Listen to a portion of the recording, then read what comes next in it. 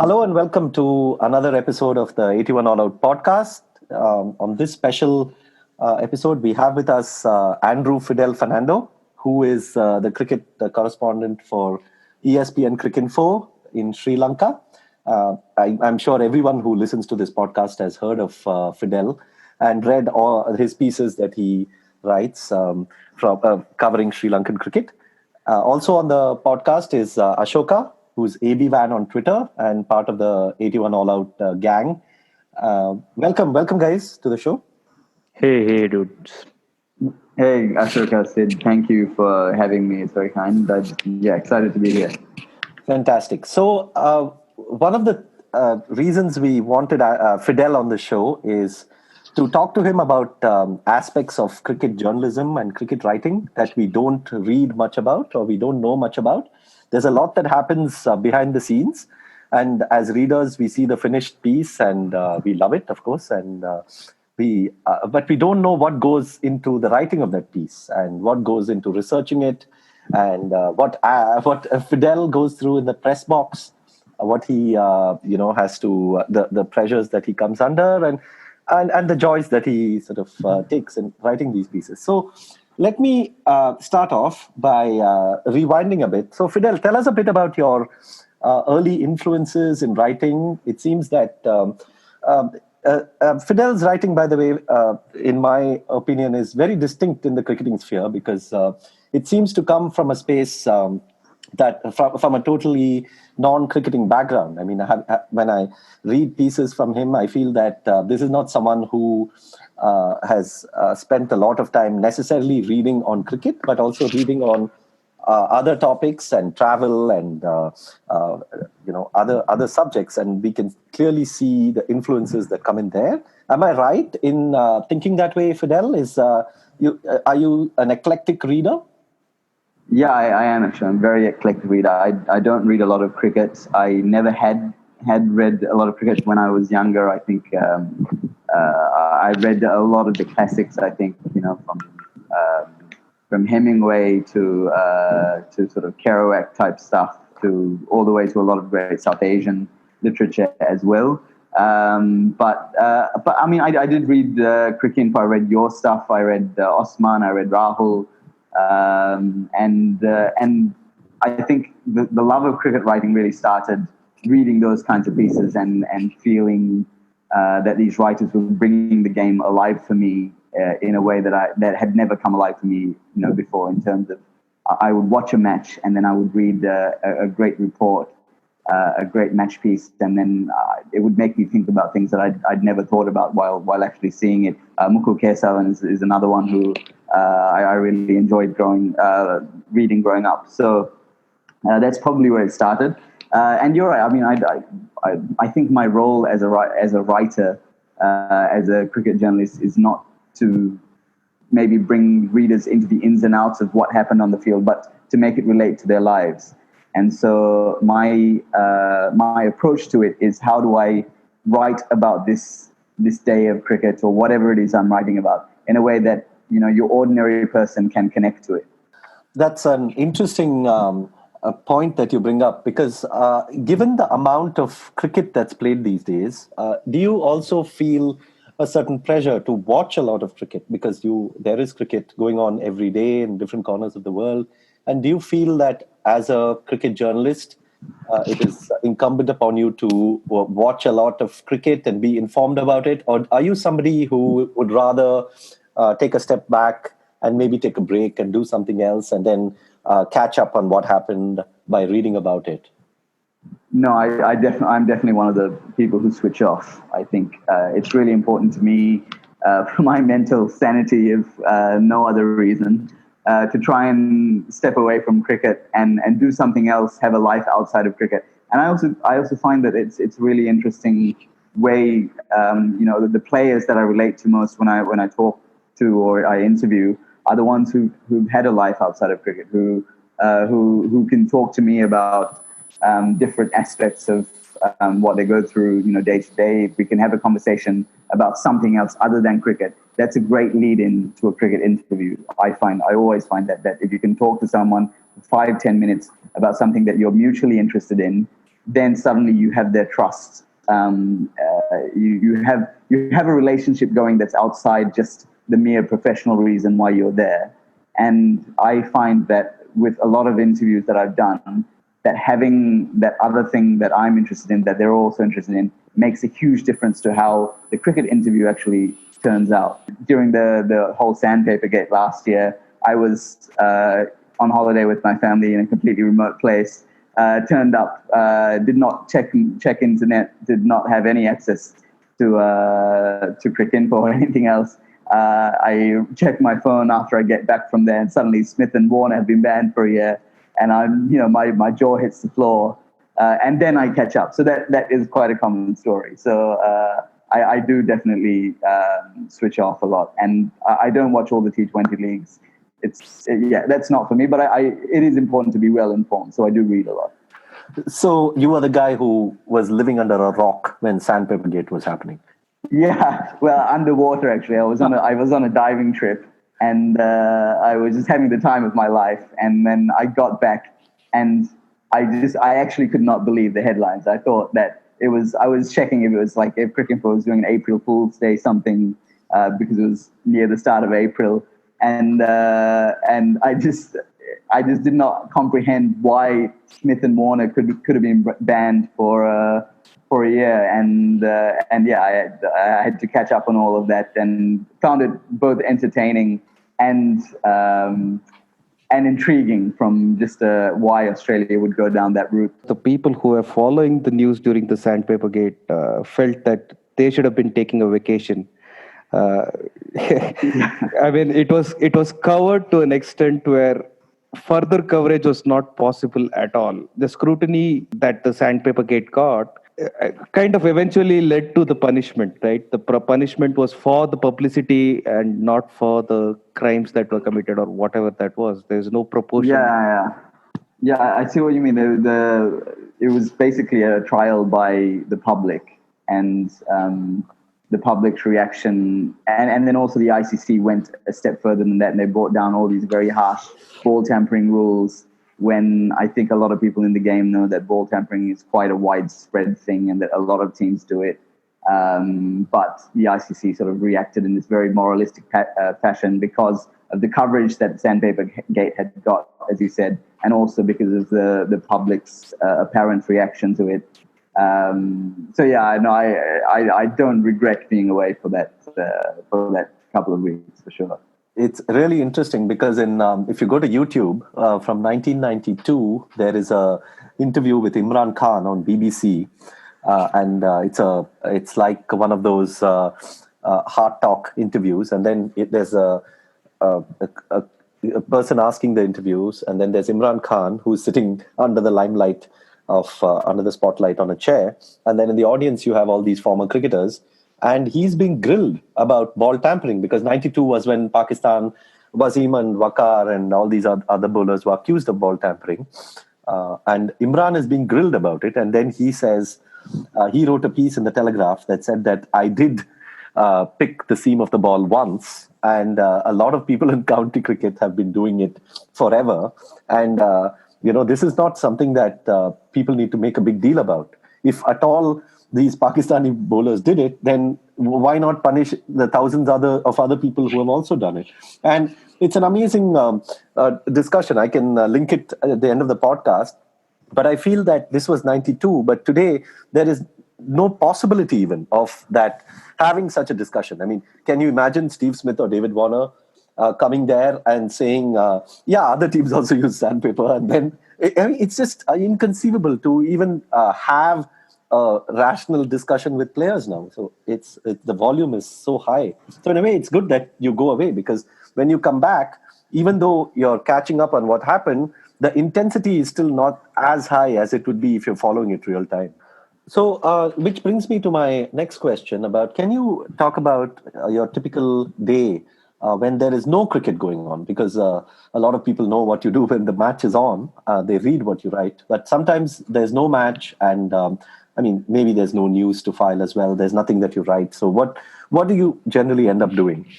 Yeah, I mean, if any editors from Cricinfo are listening here, what I do when when there's no match on is file profiles and file features and work on all that kind of stuff. But if I was being super honest, there's a lot of days where I just take time off, and today I went diving. Though today was an actual off day. Spend time with family, and do other things that interest me. Do some reading. I think reading is one of the best things that you can do for yourself as a writer. You come back as a better writer every time you read good writing. Those are the kinds of things. So there is always something on Cricinfo to do. There's always some work that requires a little bit of your time. But then you do work so hard when, during tours, you're often doing 80-hour weeks.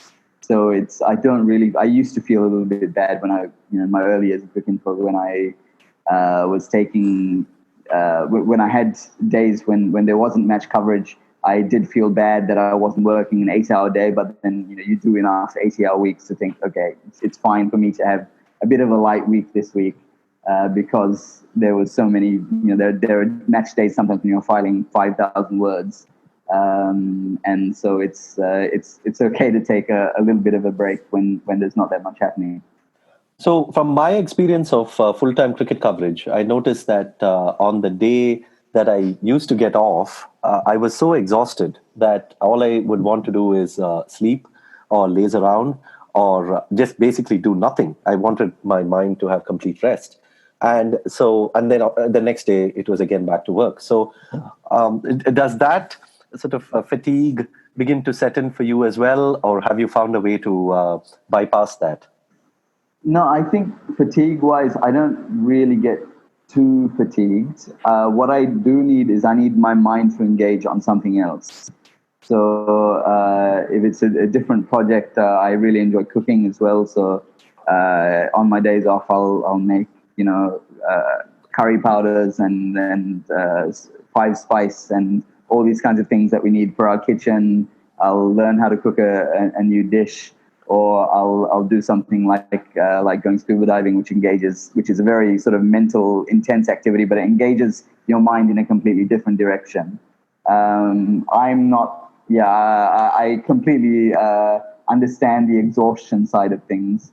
There have been times when I felt that. I think after covering long global tournaments, definitely there's like 3 or 4 days where I cannot physically do anything, cannot focus on anything for long enough because I'm so mentally spent. But generally, just on a month-to-month basis, I try and focus on something different. It might not be like a relaxed activity, but it's just something different for my mind to focus on. I find that helps. So, talking about overseas tours, your latest overseas trip had so much going for it. And Fidel was in South Africa, covering Sri Lanka's famous test series win there, whitewash teams. I can't even believe I'm saying it. A team went to South Africa and whitewashed them, and it was Sri Lanka. So what I'm interested in is for you to talk about both the test matches, but through the lens of you writing about it. So that first test when Kusal Perera was batting, there must have been some point of time when you were ready to file your copy, of course, saying that Sri Lanka have lost and filing it from that angle. Or are you somebody who waits for the last ball to be bowled, irrespective, and then starts to write after gathering your thoughts? Talk a bit about that experience in the press box when Sri Lanka won that test by 1 wicket. Okay, I mean, to talk about that day, I'll take you back.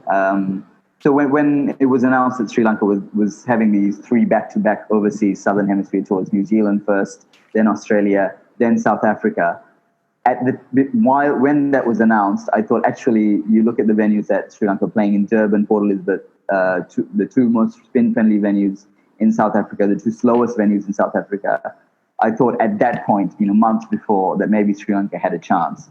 And then you saw them go through what they did in Australia, where the entire bowling attack was injured. Literally, the team that played at the Gabba, the entire attack had to be changed for Canberra because because two bowlers were out for weeks, and Sri picked up a back stiffness injury, and then they got absolutely smashed at Canberra as well. And then on top of all of that, there was all this stuff going on in terms of administration and not getting on with the coach. The coach felt like, I met Chandika Singh. I had an interview with him maybe 2 days before that Durban match, and Hathra Singh seemed convinced that people were conspiring to get rid of him.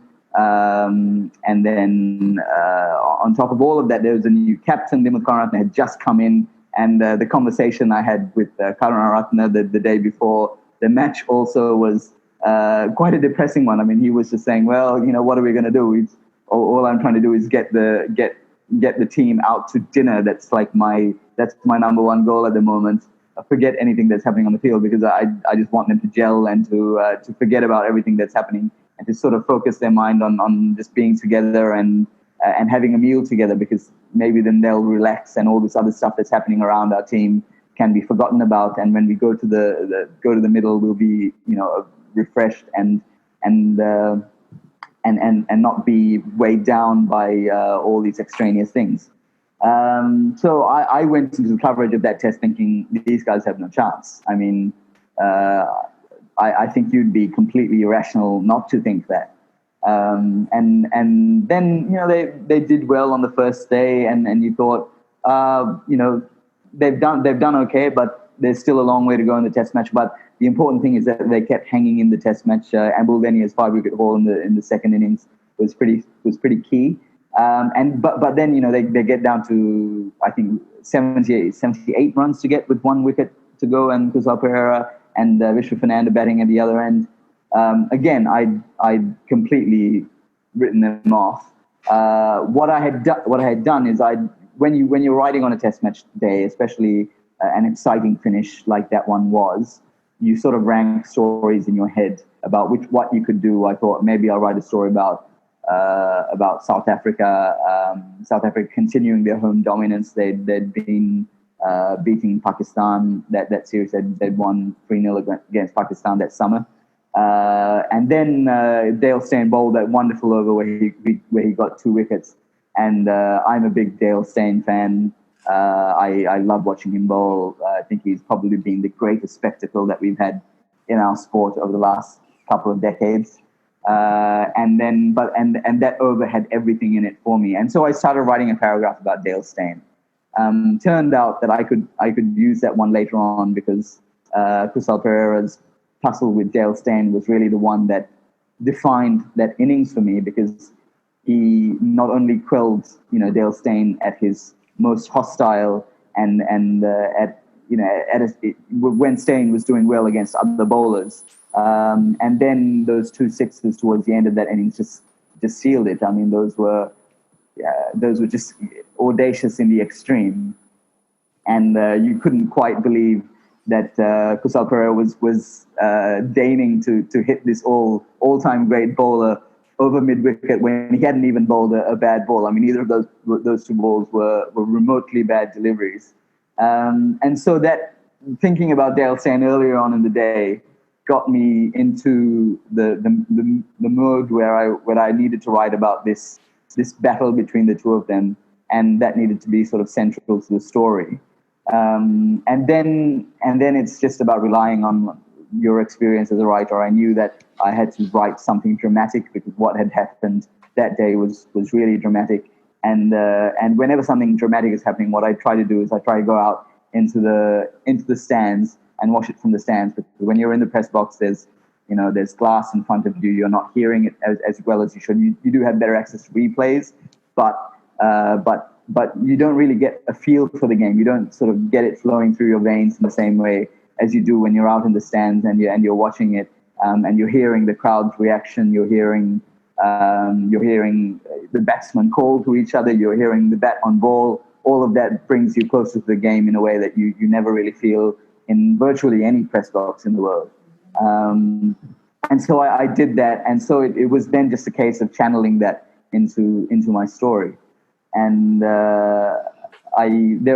in retrospect, there are things I think, reading that story back, I probably could have finished it a little bit better. The last 3 paragraphs could have been a lot better, but But I think I'm reasonably happy with how the tone started and how much drama I was able to infuse in at least the first half of the story, in order to bring the reader in. So yeah, that's how that story came about, really. So that entire month of February was one magical month, man.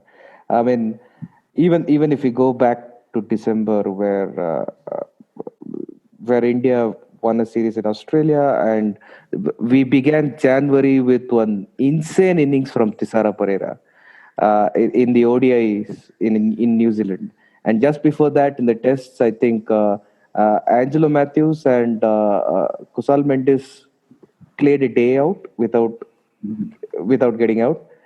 And we come down to January, we have this West Indies England where we know for sure what the result is, but that's not the result. And then we come to South Africa, Sri Lanka, where we know what the result is, but that's not the result. Definitely. I mean, when February ended, we were like, what the hell is happening to cricket? Is I this remember even? your tweet that said, the AB Vance tweet that said that, okay, so now Afghanistan is winning the World Cup then. Yeah, I mean, this is the year. If this is the if this is the Yeah, I trend, mean, yeah. I mean, that would be the story to beat all stories, right? Like that, Afghanistan winning, and yeah, if things are building, I think everything's been an escalation so far. Kusal Mendes and Angelo betting out a day, and then West Indies took a step up by beating England in the emphatic fashion that they did, and Sri Lanka took another step up by beating South Africa 2-0 at home. So it's got to build up from here until Afghanistan win the World Cup. Afghanistan just won their first test, so I'm looking forward to the World Cup if that's what's going to happen. yeah, and once they win it, everybody's like, yeah, we should have seen this coming. The signs were all there. I mean, we just missed the entire thing. Yeah, there's something strange in cricket's waters right now. So let's hope anyway. Let's hope that they get a good run going. And I think they really can, because I'm just the attack that they have is one that's so capable of surprising better teams, and so many teams are so wound so tightly going to this tournament. I think England are wound really tightly, South Africa are wound really tightly as usual, and a team that has nothing to lose, like an Afghanistan, is so capable of taking down some of these bigger teams. I think India is going to be a much tougher proposition. Probably Pakistan is going to be a much tougher proposition for a team like Afghanistan.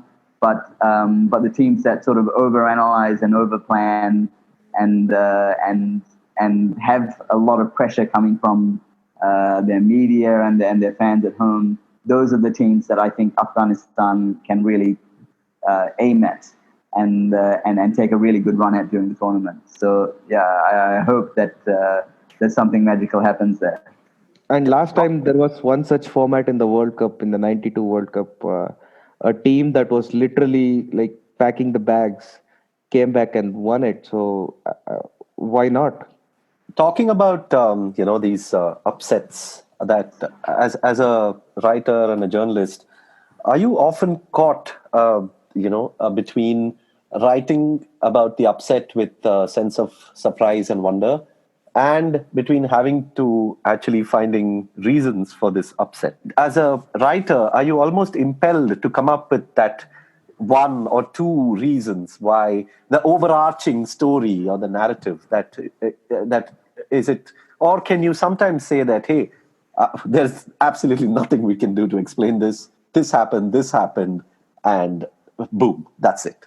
I was thinking about writing a piece on how it was completely inexplicable, and then we had a press conference with Dylan Karnathan at the end of it, and Karnathan is one of the best speakers in world cricket, for me at least. Maybe not in English, but when you talk to him in Sinhala, he's very, very expressive and is able to verbalize his thoughts and what's gone on in the team very honestly and very very articulately. And when we asked him about what went on during the series that enabled his team to win, he actually laid it out really in a way that made sense in terms of how his bowlers went out there with rough plans, but no real plans. They hadn't done a lot of scouting on the opposition. They hadn't done a lot of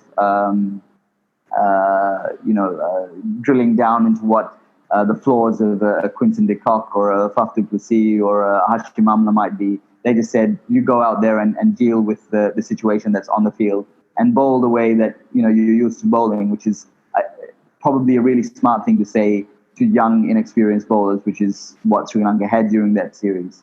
And when the batsmen went out there, they were just told, you go out and bat with freedom, try and reverse pressure if you want to, bat out overs if you can. And there wasn't really a strong blueprint or a strong team plan going into that series. And it showed on the field, because looking back after that press conference, I sort of made all the dots join in my head, because you saw the way that Ambulenia performed, the left arm spinner performed in the first test. You saw the way that that other players made key contributions. Kasan Rajat, Andrew Fernando made key contributions through the series, and it was clear that they weren't really bowling to a set plan as such. They weren't playing with strong concrete boundaries in their minds. They were just told to go out and deal with the situation on the field. And so many great Sri Lankan performances have come like that through the course of history. And so it was only after the match happened, after that press conference happened, that piece really sort of took shape in my mind. Before that, I was going to write about how insane it all was. But I suppose there is a little bit of pressure to explain what happened. But as I said earlier, I mean, I try and err on the fans' side of things rather than the cricket side of things. If there is, I try and give voice to the fans' emotions as well. So if there was nothing to write about, if I didn't have that insight, I would have been very happy to write a story about how crazy it was and how wonderful it was for Sri Lanka fans that they were given this win after such a long, difficult season, such a long, difficult couple of years, really. So one of the things that fans do, they watch a lot of games and they come up to they of course have their own theories about why certain things happen, why certain games turn. There are all these terms about the match-winning spell and things. But I think at the end of the day, they are looking and searching for why things happened. And, whether the fact that you picked up on that insight and then built that piece around that, I think it resonates because, of course, it is you've been there and you've seen the anecdotal evidence of this happening. But it's also, I think, for somebody reading it, it's new information. It's something that they don't know. So I think that was a very well done piece for that reason. Yeah. Thank you very much. Thanks. The second tests, right? I mean, Kusal Perera's innings, at least we could bring it into some kind of a context, saying that this is once in a lifetime innings. Even though we say it's once in a lifetime, in our lifetime we have seen like 2 or 3 innings that has happened that way, and we know that this is quite special and it won't be repeated anytime soon. But the second test, the way Kusal Mendis played, man, I was watching it for that precise reason, because it was on I think they needed around 160. I don't remember much, but it was a very tricky chase, and him and Fernando were kind of the last hope of set batsmen to carry it through. And the way Kusal Mendis played that day, I mean, it kind of reflected what you were writing as well. It was a uninhibited innings. Like, he was batting as if he was playing some club game where formalities needed to be finished. And it was Rabada and Stein and Olivier on the other end. It was stunning to watch. I was like, oh, this is a special innings. This is what we're seeing is Yeah. And for that reason, the control of it, more than the exhilarating part of it. Yeah, and for that reason, I think Kusal Perera's innings was, as you said, was just crazy. It was just something completely outlandish. But Mendes and Ursula Fernando played a wonderful innings in conjunction with Kusal as well. If you told me at the start of the day, I mean, I think they had 132 to get from memory on that final day. If you had told me at the start of the day would it be a nail-biting finish? Would it be a Sri Lanka loss? Or would they get it with no further wickets lost? I would have told you were crazy. There's no way that they're going to get it with no further wickets lost. Given the strength of the South Africa attack, given the fact that so many wickets had fallen the previous day. I mean, South Africa had got out and Sri Lanka had lost a couple of wickets. And I think earlier in the day, Sri Lanka had lost a few wickets as well. So I think it was something like 16, 17 wicket day the previous day. And so you're obviously not going to get a 0-wicket, 132-run partnership the next day, right? But again, that's apparently they were not told anything. They weren't told. They weren't given any instructions. They were just told go out there, bat, chase it as well as you can. And Kusal Mendis is someone who I think I've seen him play 3 really special innings. I've seen him play that 176 against Australia and Pallekali, which at the time, before Kusal Perera's knock, was the best Sri Lankan innings that I've seen live with my own eyes. And then I saw him bat out 141 not out against New Zealand, batting out the entire day in conjunction with Angelo Matthews. And Mendes batting out a whole day is a different thing from Matthews batting out a whole day, because Matthews has that stonewall gear, whereas Mendes had never previously shown an aptitude to bat out a whole day. So that was quite cool. And then you saw him just absolutely bossing that chase. Dane comes on and he hits him for 3-4s in his first over, and you saw the way that South Africa sort of became more and more wound tighter. Like they would just become more and more constricted by the way that Mendes was batting at. And in contrast to that, Ursula Fernando Mendes, as you said, were just completely free, completely unshackled. And that probably led into that piece that I wrote as well. I mean, you see 2 teams, one that just became more and more boxed into a corner through the series. South Africa talked so many times about the fact that Sri Lanka's inexperienced players had not been seen by them before, that their scouts, their video analysts hadn't seen Vishnu Fernando and Kasan Radha too much, that they hadn't seen too much of the young Sri Lankan batsmen had come, so they weren't able to formulate the plans that they normally do in a test match. But Sri Lanka went the complete opposite end of the spectrum in terms of approach and won it 2-0. So all of this only made sense in my mind after it had all unfolded. But yeah, looking back, that Mendes innings was something special, and and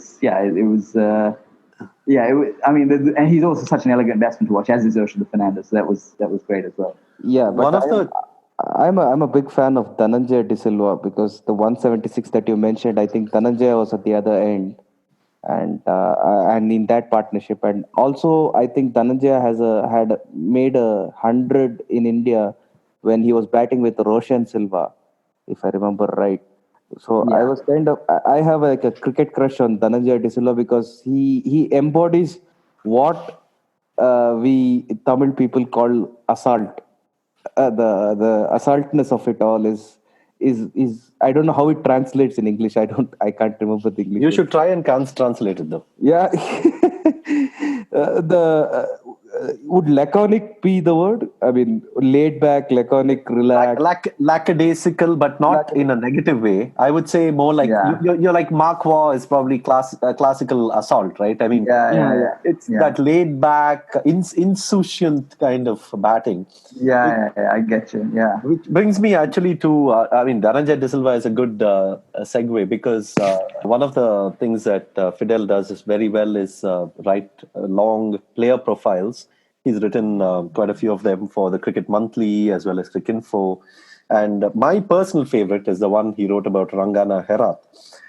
It's an all-time favorite, dude. It's I love it. Yeah, and as much as, everyone who hasn't read the piece should read it. Those who've read it should read it again. I'll link it.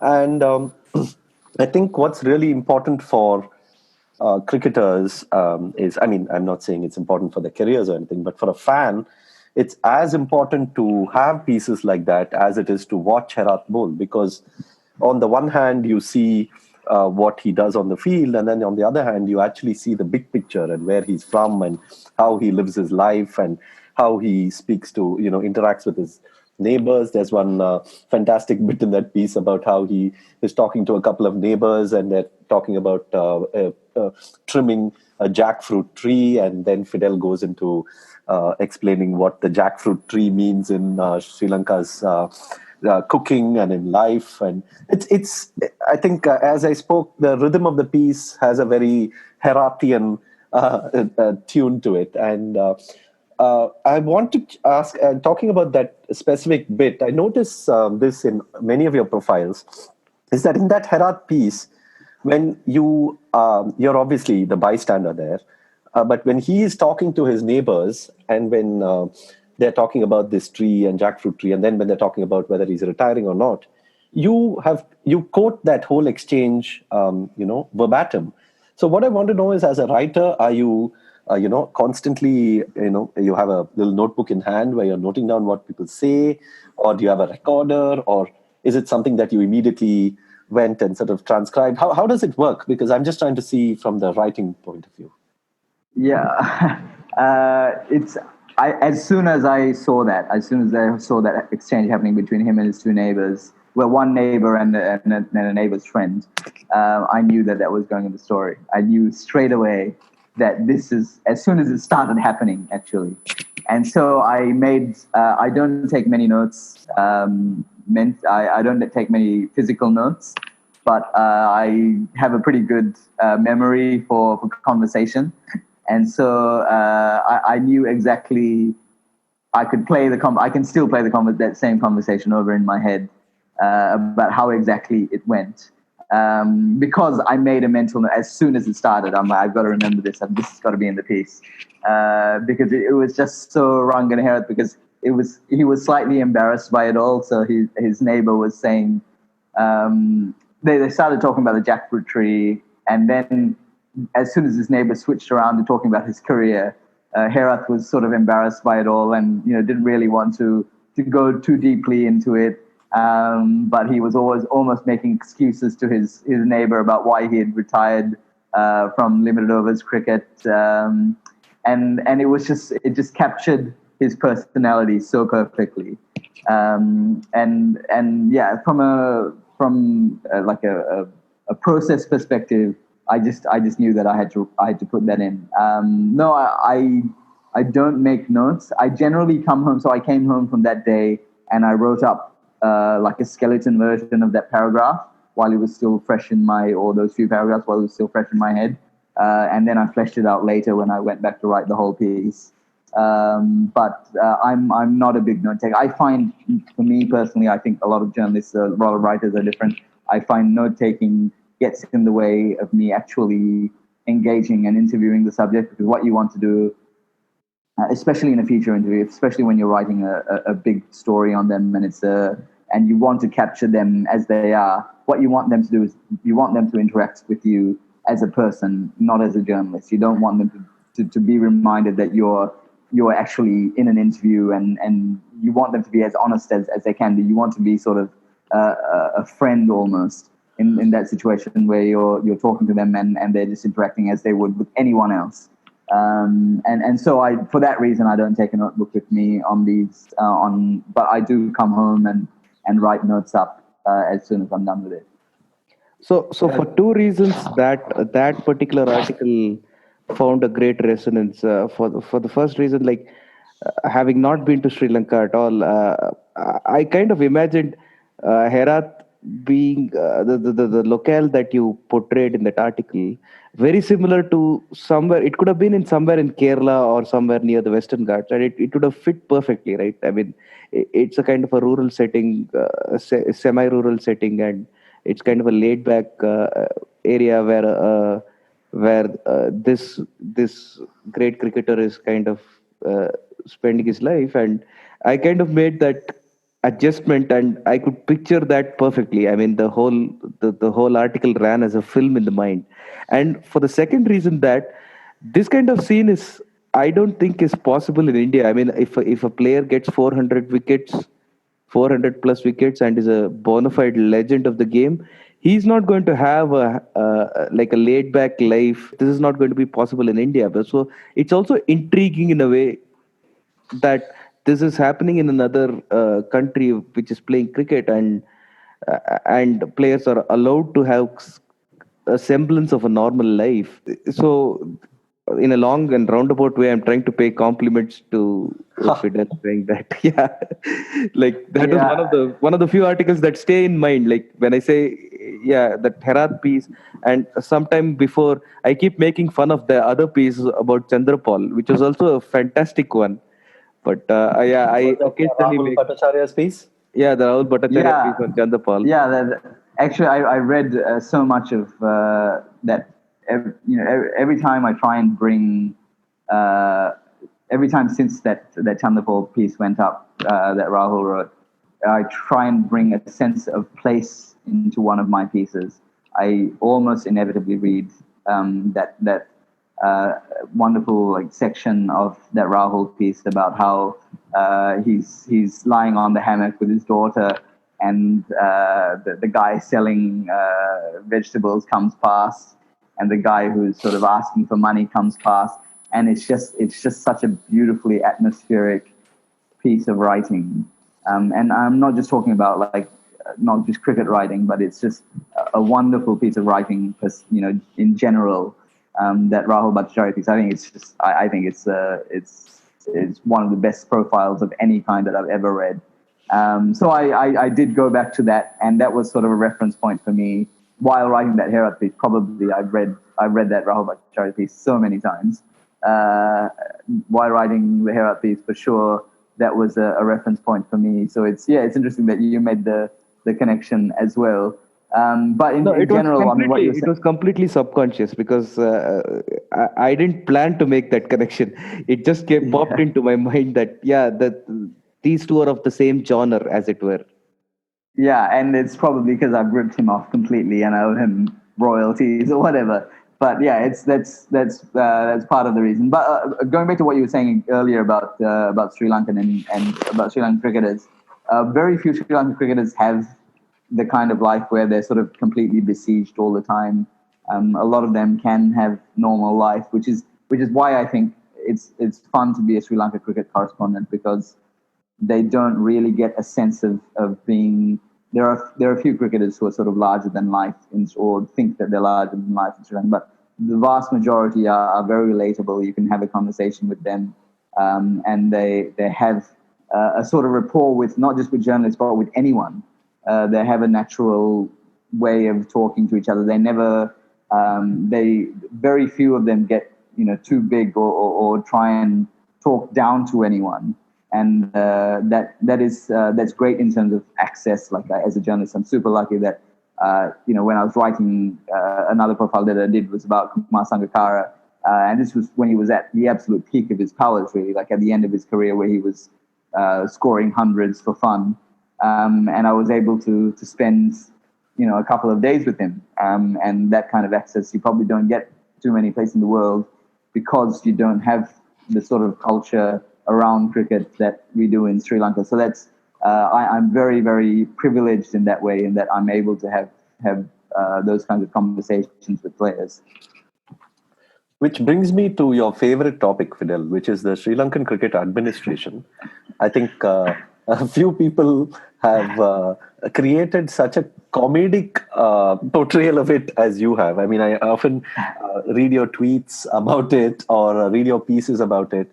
And I feel sometimes that you are writing about the same issues 100 times, but you're finding ways to write about it in funnier and funnier ways. It gets into, some of these pieces get into the dark comedy zone almost. And you're like, yeah, I'm finding it very funny, but it's also very tragic that this is happening. So my Yeah. question to you was that you also cover news in Sri Lanka. I mean, and I guess for news, you would want to be in the good graces of the administrators, at least in terms of having chats once in a while and finding out what's going on. But at the same time, you're also a commentator who needs to take a stand on the inefficiency and the absolute shambles that SLC often finds itself in. So how do you draw that line, and how is your relationship with the administration? Because in India, we have reached a point where if you are critical against the administration, then you risk a chance of losing your accreditation. and it has happened in a few instances in the domestic scene and things. So I just want to understand how it is for you, and you obviously can say only what won't get you into deep trouble. I don't want to put you in trouble after this. No, I think if I was going to get into trouble over this, I would have already got into trouble given the kinds of things that I've written about Sri Lankan cricket administration. I think the great thing about the Sri Lankan cricket media is that a lot of them are critical, and I'm certainly not the only one who's virulently critical. There are lots of great Sinhala, probably Tamil writers. I don't read Tamil, unfortunately. There are definitely great Sinhala writers who write and portray Sri Lankan cricket in its truest form. Others who write in English as well. Rex Clementine, who writes for The Island, always often very critical of things that he does not like. And so if they were going to cancel accreditation, they would have to do it en masse to a lot of us. So it's not like I'm taking this personal brave stand against SLC. It's that we, us cricket writers as a group share this perspective. And we have our differences. Like, I don't agree with everything that other cricket writers write, but I don't feel like I'm stepping out on my own and taking a big risk. And that is quite an emboldening thing as a cricket reporter as well, and a cricket commentator, because you know that you have others who are doing similar things, similar if not identical things. And the thing about humor with regards to this is that if you didn't laugh about it, you'd have to cry, and laughing is infinitely preferable to sobbing over how the state of the cricket administration. Amazing, because over the last few years, Sri Lanka, especially in Test cricket, have perhaps been one of the most watchable and exciting teams. I mean, they went to England and they won the series. They went to Pakistan, UAE, and they won the series. They went to West Indies, drew a series, and now South Africa and winning a series. Of course, they've had the downs, but I feel like the term mercurial is often associated with the Pakistan team, especially the Pakistan team of the 90s. But I feel Sri Lanka in tests have been not only mercurial, but also at times surprisingly consistent. Not many teams can boast such a record. And this is not counting the home series, which have been tremendously exciting, right? Exactly. And our only problem, we in India have a problem that whenever there is an India Sri Lanka, it turns out to be the most one-sided, boring series ever, and that's how we paint all Sri Lankan innings, because we have a biased point of view. But whenever any England or Australia or South Africa visited them, it has been a riveting series. And so is it when they travel. Yeah, I mean, I guess that pretty much covers everything I had in mind. So hope you all enjoyed the 81 All Out podcast with Fidel. There was plenty of insight into Fidel's writing and his life beyond cricket. Please read everything that Fidel's written. I'm going to post some links in this podcast. Also, as he mentioned, there's a travel book that's coming out sometime. Please, I'm sure it'll be a delight. And you can also subscribe to us on iTunes and Google Podcasts and various other platforms where you get your podcasts. So that's it for this episode. And until next time, goodbye.